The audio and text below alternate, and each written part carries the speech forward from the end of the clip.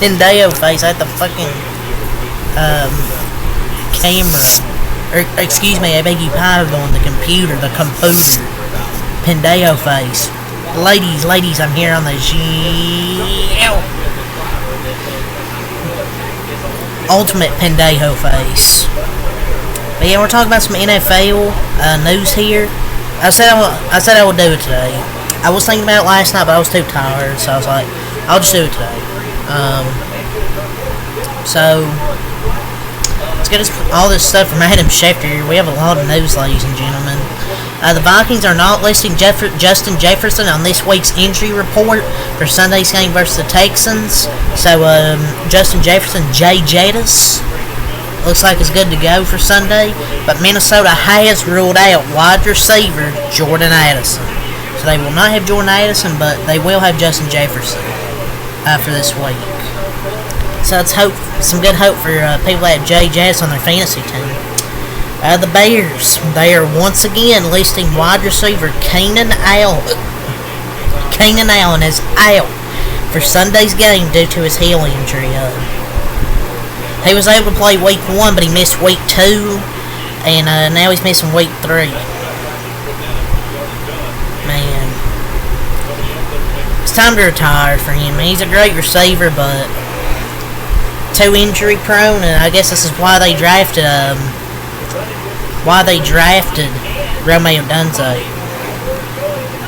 Or Odunze, how the fuck you say his name.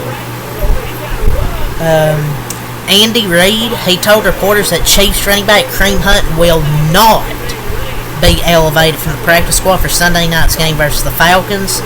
So it looks like we're gonna have Carson Steele on primetime. See how he looks. I mean, I'm not surprised Kareem Hunt's not playing this week. Probably relearn the playbook. So it looks like we're going to have a lot of Carson Steele this week. Some terrible news. East Carolina senior corner Siobhan Reveal Jr., one of the top prospects in the upcoming NFL draft. He tore his ACL in practice this week and will miss the remainder of the season.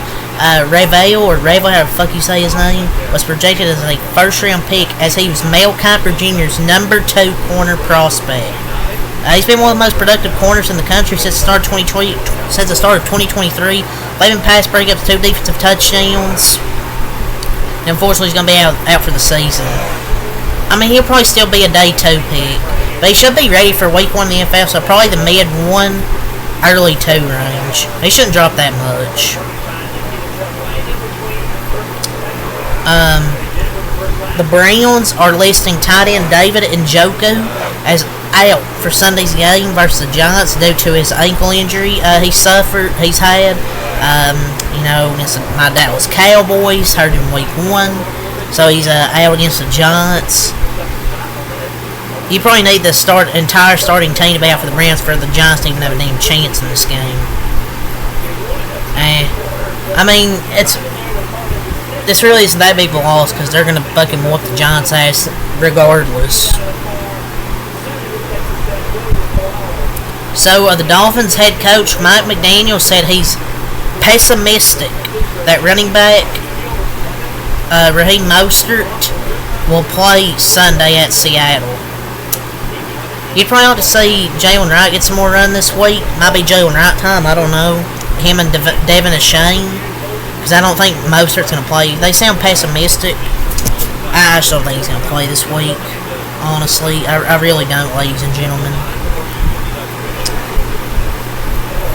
So yeah, this is kind of interesting. Lions head coach Dan Campbell is selling his suburban home to get more privacy. It's just what people figured out where we lived when we lost. After they lost their game to the Tampa Bay Buccaneers, he told Crane's Detroit business. Ungrateful, man. Ungrateful fan base. Just what a sick world we live in. I mean, when my teams lose, you don't see me trying to Google or find a coach's address or a player's address. It's just ungrateful from a fan base. It's just classless and just sick. Trying to, find somebody's freaking address. Like, you gotta do he's doing what's best for his safety. People are really sick, man. Like, people take sports way too seriously. Like, yeah, I rant sometimes about my teams, but I don't do shit like this. But I shouldn't be shocked, because Lions fans, yeah, stay classy.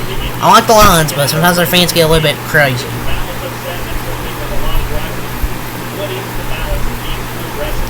Yeah, that's all from Adam Schefter. Let's get to Ian Rappaport here on the show.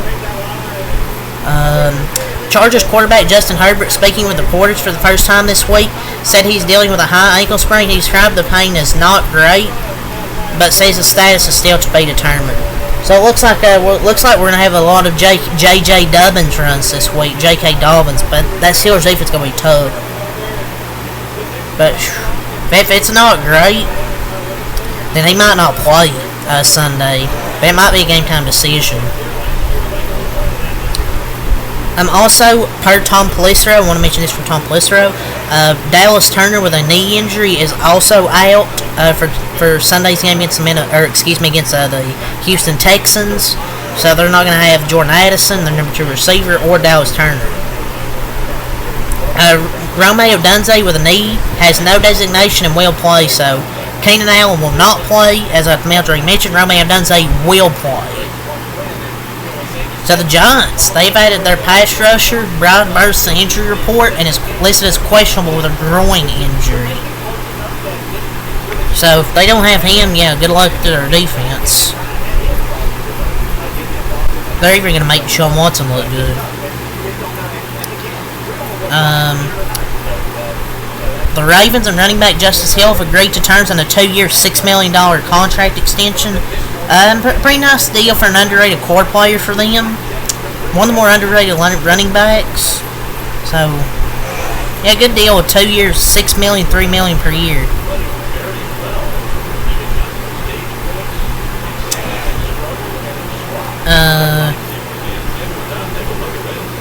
So, the full story on the Patriots QB situation, Jerome Mayo said Jacoby's their quarterback until he's not the quarterback.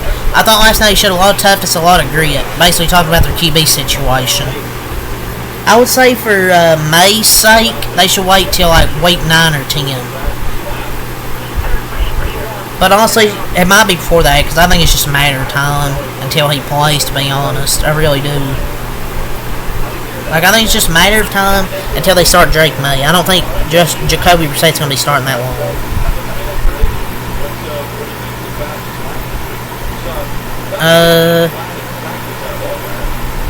So, Trevon Diggs and CeeDee Lamb, I already mentioned CeeDee Lamb, but Trevon Diggs was limited in practice yesterday, but it's not a high concern, so I think they'll both play Sunday, which we really need. Cooper Kupp has a high ankle sprain. He suffered a high ankle sprain in LA's loss, and he'll spend the next week or so in a cast helping the swelling calm down, so there's still a chance he's ready within 4 weeks, but, man, another injury. All these injuries, man, for the Los Angeles Rams. So we've already went through Ian Rappaport, Adam Schefter. Let's go to Tom Pelissero, see if we got anything here. Well, Justin Herbert's officially listed as questionable, so there's your confirmation. He's listed as questionable for Sunday. Jordan Love is questionable for Sunday's game, officially listed. Has he been medically cleared with Matt LaFleur? Matt LaFleur said we're working through that. I mean, honestly, it sounds like maybe they could rush him back, which would kind of be a mistake. Tommy would be a mistake. But we'll see. But I wouldn't rush him back. But I wouldn't be surprised if they did. So Robert Saleh said their right tackle Logan Morris will get an evaluation of his knee.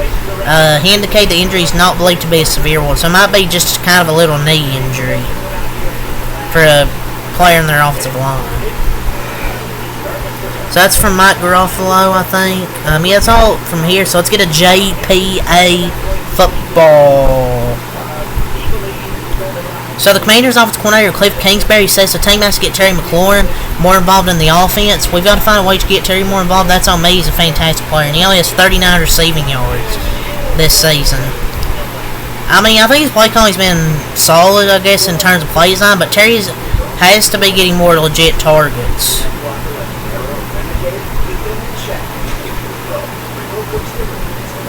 But it's kind of concerning, 2 weeks. You thought you'd figure this out already.